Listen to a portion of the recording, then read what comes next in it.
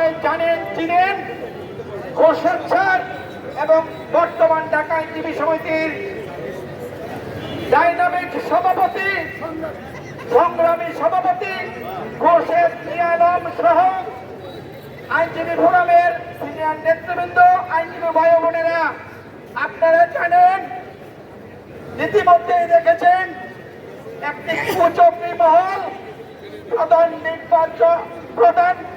উপদেষ্টা বলা সত্ত্বেও যে ফেব্রুয়ারিতে ইলেকশন হবে, সেই ইলেকশনকে তালবাহানা করার জন্য বিভিন্ন অজুহাত বিভিন্ন কিছু সামনে আনতে চাচ্ছেন।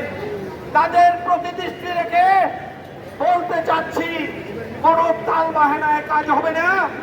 আগামী ফেব্রুয়ারিতে ইলেকশন দিতে হবে। কারণ এটা জনগণের দাবি, বাদরণ চায়, তাদের ভোটার অধিকার তারা বহু বছর যাবৎ প্রয়োগ করতে পারতেছে না। তারা তাদের ভোট দিবেন এবং আগামী ফেব্রুয়ারির মধ্যে ইলেকশন করতে হবে।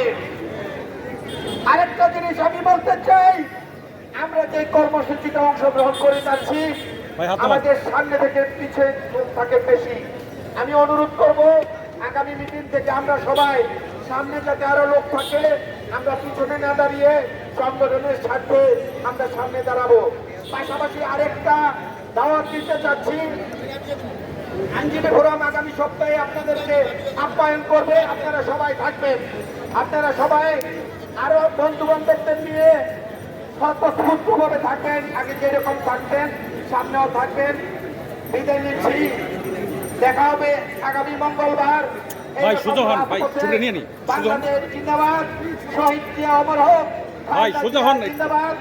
আমাদের তারুণ্যের অহংকার তারেক রহমান অচিরেই আপনাদের মাঝে ফিরে আসবে, সেই আশাবাদ ব্যক্ত করে বিদায় নিচ্ছি। খোদা হাফেজ। বাংলাদেশ।